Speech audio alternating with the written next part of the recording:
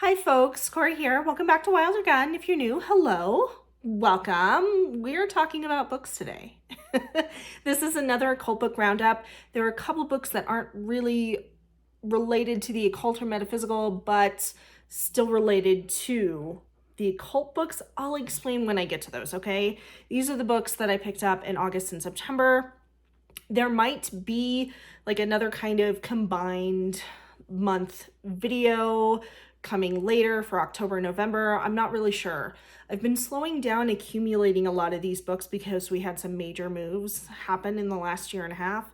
And honestly, I didn't want to get really amazing books and then have them just parked in a box in the garage, and then just jostled and moved around. So have been slowing down quite a bit, but a caveat to that is that I have been trying to catch up on reading a lot of the books that I do have. And so some more book review videos are coming. Okay, so stay tuned for those. But yeah, these are the books that I picked up in August, which was my birth month, and September. Okay, so we're just gonna jump right in. The first book is the most recent acquisition, and I'm so excited when I get books written by friends because it's just, I don't know. I get so proud of them. But this is the second edition of The Witch's Guide to Ghost Hunting by Cherise Williams. Cherise is an incredible witch. She and I have known each other for several years now. And what I love about Cherise is that her take on paranormal investigating is very grounded. It does come from the perspective of a witch, which is a lot different than what you're going to see all over media, paranormal TV shows and, podcasts and stuff like that. A lot of them are run by Christians or atheists. It's, one of the big things that I've noticed. And to get paranormal investigation from a witch's perspective is really important to me, but also to have that groundedness where not every bump, during the investigation is attributed to a demon. You guys know what I mean. Like, I feel like I don't really need to explain it to those of you who would watch this video. So I'm freaking excited to have this. I didn't get to read the first edition. So the second edition is expanded. This is from a small publisher, Beyond the Fray Publishing, which is based in San Diego, which is where I'm originally from. Yay. And yeah, I'm so excited to dive into this. Like, this is all ghost hunting from a very respectful point of view and a very ethical, standpoint. Cherise is nothing if not respectful for every space that she walks into. Even if you're not interested in, ghost hunting for yourself, but you really love, paranormal investigations and anything to do with paranormal docs. Like if you're a fan of Hellier and the Unbinding, which was freaking good, by the way, I do need to do a video kind of talking about those. If you have no idea what I'm talking about, I have some stuff to share with you. Anyway, if you do know what I'm talking about, you're going to appreciate Cherise, okay? Follow her on TikTok, I'll put all of her social media down below, okay? So even if you're not interested in ghost hunting for yourself, but love paranormal stuff, follow Cherise. You're going to get your paranormal fix, and it's going to be from someone who's very grounded and respectful on the topic, okay, in their approach. So I was really happy to pick this one up. I did get it from Amazon. I think that's probably the most direct way to pick this one up. Although if you prefer shopping at your local bookstore, just, shoot them a link to this and let them know that you want to get it, and they hopefully would be able to order a copy for you. This next book, and you can see all of my tabs and stuff. I'm quickly working my way through this. This is Astrea Taylor's Inspiring Creativity Through Magic. You guys, this has made my little, AP art soul happy. Again, this is creativity and, inspiration through the lens of a magical practitioner, which, I love Astrea Taylor's work. She wrote Air Magic is part of Llewellyn's, that elemental series that I talked about in my last, I think it was the last Occult Book Roundup video, where I was buying the rest of the books in those that series. She is an incredible artist, and this book really is for artists, okay? If you are new to magic and you're a creative person, this book is for you. If you're a practitioner and you would like to be more creative, this book is for you. If you have a long history with both art and magic, just as I do, this book is for you. I mean, anybody can get something from this book, okay? They're very accessible and practical, like, exercises within this book. This is a book I wish I had had in high school.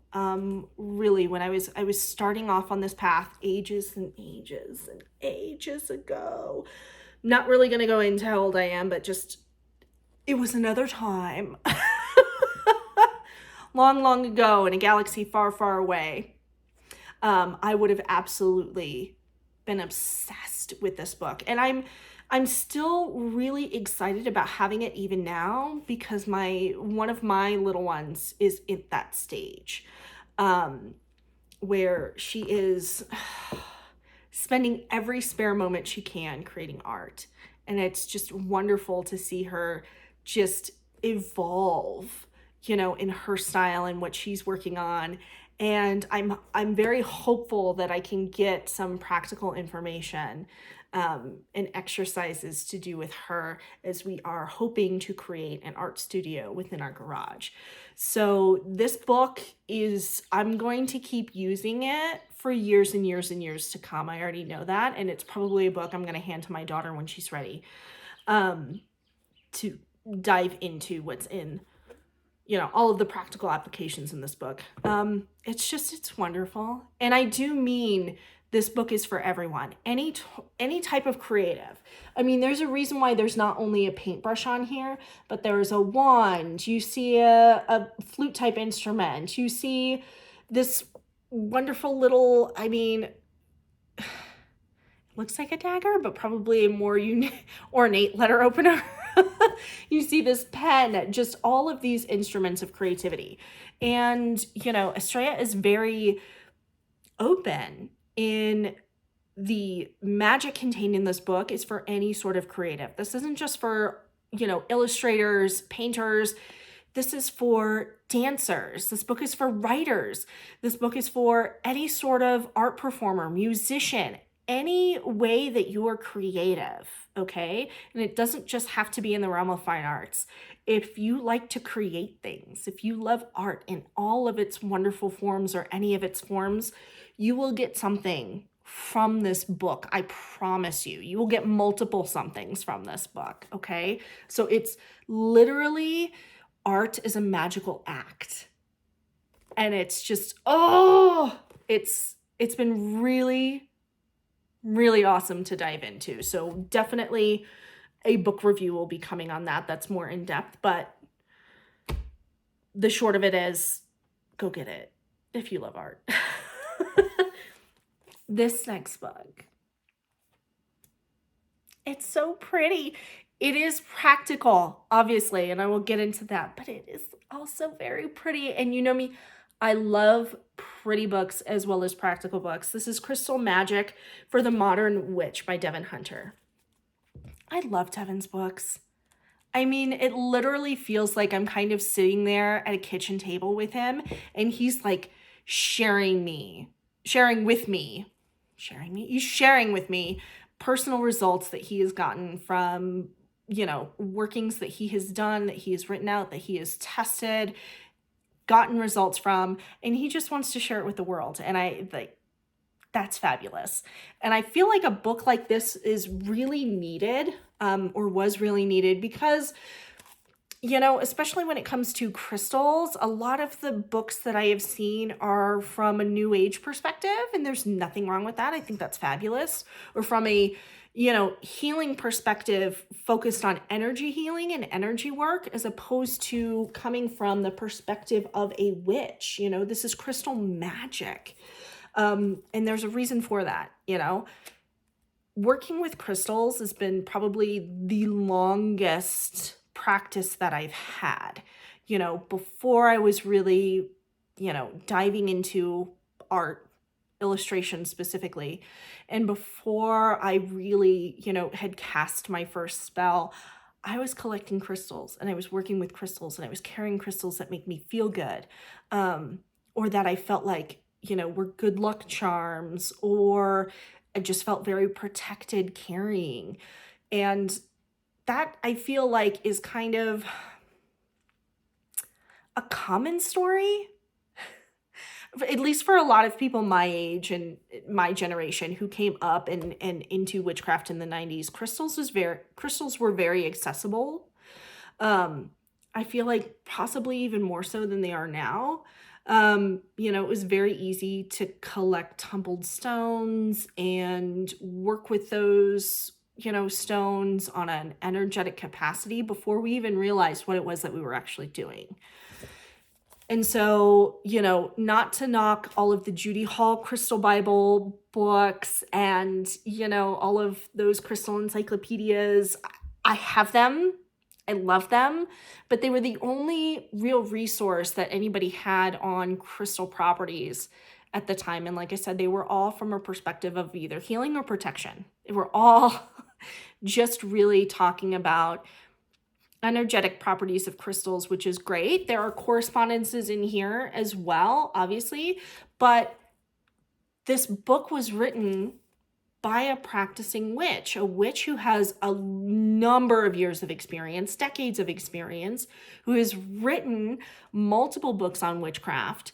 And it's very clear in this book, it just shines through Devin's love of crystals in using them from the point of view of a witch, as I said, magical perspective. Like, you're seeing a theme here, right? Crystals from a witch's perspective, art from a witch's perspective, ghost hunting from a witch's perspective. And that was kind of like the theme that just kept running through a lot of the books that I was picking up. And also, oh my God, but aside from correspondences, recipes, crystal grids, like, this is like a fucking coffee table book. Like, this is so stunning. Devin, you know, shot all of the photos in this gorgeous, gorgeous book. Like, not only is it packed with information, but it is visually stunning. Like, it is so pretty. Just, oh. Like, come on, you guys. It's pretty to look at. Like, just incredible. Absolutely incredible. So, in my opinion, another home run from Llewellyn. And this one was also published by Llewellyn. So you can get those directly off of Llewellyn's website or from your local metaphysical shop or Amazon. You know, there are ebook copies of these as well available for folks. This book has been on my wish list for so long, and I don't even really know why I never picked it up, but I'm so grateful to have it in my hands right now. This was actually a birthday gift from a friend. This is The Tao of Craft by Benebell. We have food talismans and casting sigils in the Eastern esoteric tradition. And you can tell it's quite large. This is published by North Atlantic Books. Benebell just came out with another book on I Ching. And I'm like, okay, now that one's added to my wish list. And I hope that I don't, you know, take as long to pick up that one as I did with this one. But yeah, this is just, I'm so excited to read through this. Benebell's books, if you have never heard of her before, please go check her out. I will link all of her information down below as well. She is so knowledgeable on so many different topics. It blows my mind how much I learn from a blog post or a video of hers. There's so much there. And she writes these just exquisite, like college level course books, because that's really what it feels like they are. If you know of her first book, Holistic Tarot, that book is fabulous. And it's a book that I constantly go back to and reread sections of and like dip back in. Books like this aren't really meant to be read in a single setting. That's not really the way that books like this are meant to be used. The best way that you can go through this book, Holistic Tarot, even I Ching, I assume based on, you know, the size and volume of that book and what I've seen from folks who have picked it up, read sections of it, sit with the information, digest it, test out the information from a practical standpoint. There are tons of exercises in each of her books. She also has like study guides that she has published for Holistic Tarot specifically. And she even created guides that are like at every level, beginner, intermediate, and advanced. So wherever you are in working with the tarot as a tool, there's something there for you that you can use to like supplement reading the book and like actually like going through the information in a very practical way. And I just, can you tell? I was like, this is one of my favorite birthday gifts. I'm just really excited to be diving into this. Finally, it's just, and let me share with you guys just a little bit. There are so many diagrams, charts of information. And what I also love is Benebell is an artist as well. She is the creator of the Spirit Keepers Tarot. And within this book and some of her others, she drew this. She has exquisite drawings.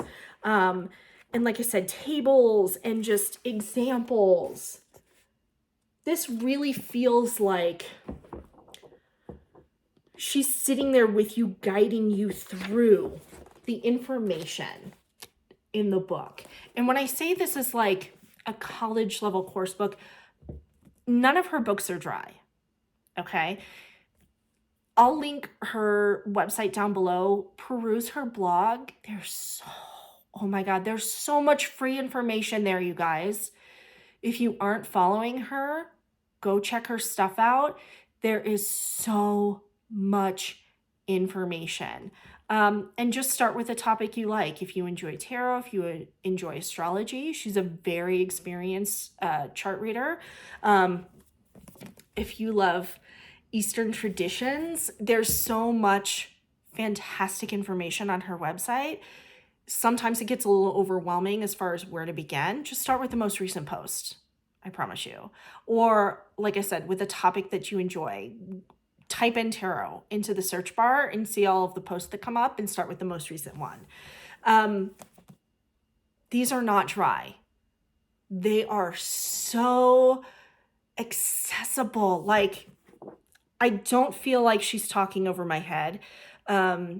This doesn't come from a place of like, here's everything I know about, you know, food talismans. No, this book, because I have read a couple excerpts, is really coming from a place of love on the topic. And you do feel that, in my opinion. I feel that in reading her books, especially Holistic Tarot. Like, her love of tarot as an esoteric tool just saturates every page. And I have no doubt with the few tidbits that I have read from this book, it's the same. And I have no doubt if you're interested in I Ching and you go pick up her book, you're gonna get the same. So really, really excited about that one. Now, if you want to cut and run here, Understandable, that's fine. The next 3 books aren't strictly esoteric or metaphysical in nature. That's not their direction. But you'll see a theme here. This first one is The Creative Act, A Way of Being by Rick Rubin. This is a new publication. Did it come out last year? Hold on a second. This is from Penguin Press. It came out this year. And I was really drawn to the cover. And this was in the art section, okay, of the bookstore that I happen to be in. And, you know, once I started reading through it, this is really a book about, you know, getting an artist mindset, tapping into your own inner creative muse, just to kind of give you an idea. The first chapter or first section is titled Everyone is a Creator. I just love that, because here's my approach when it comes to things like art and even, you know, witchcraft abilities and psychic abilities. Art is just something that comes with being human. It's part of our toolkit. I really do honestly believe that. Same thing with our power to interact with the world through witchcraft. It's just a natural gift of being human. Now, whether or not we work that gift, whether or not we develop that gift, those skills that come with those gifts, whether or not we work that muscle, okay, it determines whether or not, you know, we really reach our potential, right, with each of those gifts, if that makes sense. Like, as far as art goes, okay, every single human being on this planet is able to create art. We just are. Like, we are all artists, in my opinion. Doesn't matter if you create art in a professional capacity to make money, or if you just create art for the sake of art, or you just appreciate art and maybe you don't exercise a lot of that creativity in your everyday life. There are things that we do on a professional level that sometimes zap a lot of our creativity, so that when we are outside of our job, you know, and we're just out living our life, it feels like we don't have any creativity left. We're just dry. We've hit a block, right? Give you an example. I love writing and I love illustration and painting and all of the fine arts. I love it. But writing has probably been my longest love and something that I've done the longest. Now, professionally, I do work in the finance industry. My primary job right now is to write legal memos to attorneys all day long and write company policies and procedures. That's primarily what I do. Technical writing is 90% of my job as it stands today. Okay. And, you know, that kind of zaps a lot out of me, to the point where when I sit there and I want to write a great blog post about this really incredible, you know, witchy book that I've just dove into, or, you know, about this wonderful, like, inner child work that I have been doing with puppets recently. There will probably be a video coming on that at some point. I feel kind of zapped and drained because I've just spent 8 to 10 hours writing, I'll bet, for something that doesn't actually, at the end of the day, if I wasn't getting paid for it, wouldn't matter to me at all. You know what I mean? So there are ways that we are creative throughout the day, and we kind of use up a lot of our creative juice, so that by the time that, you know, you sit down and want to do something for you, you feel really tapped out. You feel burnt out. And that's one of the reasons why I wanted to pick up this book. I'm looking for some, you know, new inspiration and new ways of kind of looking at, you know, the artist's mind is something that I can hopefully tap into freely and at will, or at least, you know, conjure up a little bit easier. And so that's the main reason why I picked up this book. If you guys are interested in hearing my thoughts about it, let me know. maybe I can do a couple non-occult book reviews. And this is the same thing. Same thing. This is The Art Therapy Way, a Self-Care Guide by Kendall Arden. This appears to be a self-published book. I saw it on Amazon and I was just really intrigued. And it looks like the author, believe it was published last year, originally. Copyright 2022, yes. So, you know, at the time of its publication, in the author's bio, it does say that she's working on a master's degree in counseling, specifically emphasis on art therapy. Art as therapy has been a part of my life for many years now. Art as therapy has really gotten me through probably some of my darkest points. And, you know, being an adult and having so much more obligations, so many more responsibilities now than I did when I was, you know, in my teens, early 20s, it's really hard to find time to work on things that will benefit our own mental health, right? I know I got to be preaching to the choir right now.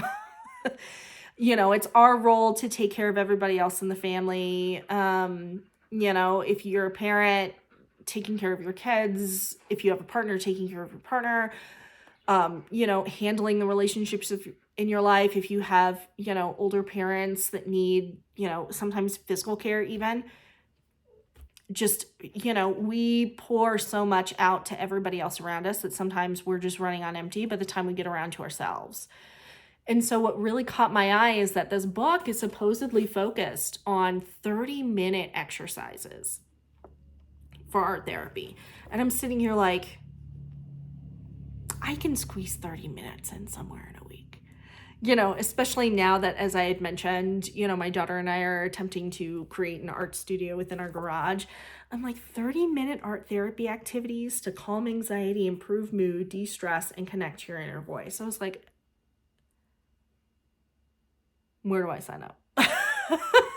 So I haven't really been able to dive into this, but again, it's broken up into different sections, kind of, you know, in a way that's like, well, what are you specifically wanting to work on with this art therapy session? And then here are some activities to kind of correlate to that, right? That go with that topic. Like, you know, they're broken up into therapeutic art activities for anxiety, therapeutic art activities for anger, therapeutic art activities for shame. That one's interesting. Therapeutic art activities for love, for depression, for joy, for loss. So, you know, it is broken up by category. So if there's something that specifically you're going through, if you're like, hey, I am grieving a loss right now, whether it's, you know, loss of a relationship, loss of a job, that's still grief, guys. I mean, we don't always label it that way. You know, we kind of brush that off a lot of times, but there are a lot of things that we go through that elicit a grief response, you know, that we do have to make space to grieve for, that society just doesn't commonly give space to grieve for. And so I'm very like intrigued as to how this book was formatted and broken up and just the premise itself. So again, if you guys are interested in hearing what happens if I go through a few of these and my thoughts on it later, let me know. But that's the tie-in. Like, there was a big art theme as well in the last 2 months. And then this last one, as I said, this isn't occult specific, but this book, or rather this author, was a recommendation from another witch. If you guys have seen any of my other videos, you'll have seen me reference Kellyanne MADDOX at some point. And I was watching a few of her older videos on shadow work and Carl Jung and working with the shadow. And she had mentioned Debbie Ford. And this is The Dark Side of the Light Chasers. Reclaiming your power, creativity, brilliance, and dreams. And for those of you who are interested in hearing more about, you know, Carl Jung, archetype, the shadow work, especially from a witch's perspective. I'll link Kellyanne's playlist below. She's got a playlist on shadow work specifically. But in one of the videos, she had mentioned Debbie Ford and some books related to shadow work, and I was just really interested in picking this up. This is an old book. It was originally published in the 90s. This is the 10th anniversary edition, published in 2010. It's 2023, so the book has been around for a hot minute, right? But I,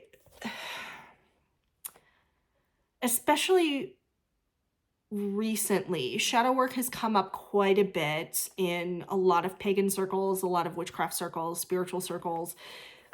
And, you know, I think with a lot of us kind of exploring, you know, other sides of the self and how the mind works, the two kind of go hand in hand. And so as witchcraft goes through periodic cycles of being trendy and then kind of falling out of favor and then, you know, coming to light again as a new wave of people, you know, kind of are exposed to it and want to learn more, shadow work has kind of done the same thing. You know, again, there have been forms of it. Carl Jung didn't really provide a lot of specific shadow work techniques. You know, towards the end of his career, he did talk about the shadow, especially its development alongside the persona and his, you know, theories around why they develop, you know, why the shadow is such a big deal.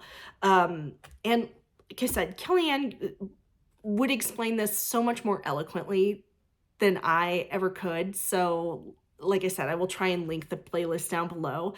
But essentially, like, to give you a very, very rough idea, the shadow is essentially that side of ourselves of things that we don't like to look at, characteristics, thoughts. It's all of the stuff that we repress, that we don't like to look at about ourselves, that in some ways we might even be unconscious of until it comes to the surface, right? And the thought behind shadow work specifically is to shed light on our shadow, to shed light on those parts of ourselves that we don't want to look at, things that elicit fear from us, anger, shame, resentment, guilt, etc., etc. Those things that we don't want to examine, that we, you know, hide away in a little box, all locked up deep in our subconscious, that we try and repress. And the idea is that, you know, if we do bring those things to consciousness, if we do shed light on them, right, and we at least become aware of them, that when those feelings, when that shadow arises in the course of our daily life, we're able to immediately spot it and go, I know what that is. I know where that's coming from. You know, and have better control over the shadow rather than having the shadow control us and our reactions to things. So that's very rough cut idea of it. And I think a lot of us are drawn to shadow work because a lot of us, meaning a lot of us magical practitioners, are drawn to shadow work for the same reasons that we were drawn to witchcraft in the first place. Better control over the self and our power, right? And having control over our lives and not having our lives control us. So they kind of go hand in hand. I mean, really, if you're a practitioner that does not participate in shadow work, like, you don't have to. This is not a prerequisite. It's not like, hey, you're not a real witch if you don't do shadow work. I don't know. I think that's any type of, you know, statement of absolution when it relates to witchcraft is like, take that with a pound of salt, right? Like, I don't think that we should be pushing absolutes when it comes to talking about witchcraft practice, spiritual practices. Every path is so personal and should be personal and custom tailored to you in your life that, you know, don't listen to anybody that says you're not a real witch if you don't do this or you do this thing. Like, and if you are somebody that says that, stop it. Come on. No, that's not okay. But shadow work is something I'm deeply interested in, probably because of, you know, my experience with psychotherapy. I have had many positive experiences with it, had negative experiences as well, but overall I've had a largely positive experience in working with therapists, especially trauma therapists. And yeah, I've always been fascinated with Jung's work, especially his work related to archetypes. And yeah, I really wanted to read more on the topic as opposed to just, you know, watching YouTube videos, which are freaking fantastic as far as like people sharing their experiences, exercises that work for them, exercises they've created for other people. I love that stuff, but I also, you know, I'm getting more into the space where I do want to read, especially Jungian, you know, psychoanalysts, their take on their studies of Jung and the shadow and shadow work. So yeah, if you guys, again, want to know my thoughts on this one, once I read it, it's a fairly short read. I can do a quick video on that, but yeah, that's it. Not too many. There was, let's see, 4, 5, 6, 7 books. My ladies are getting very loud, so I think it's time for me to go check on the ducks, probably change out their water again today, and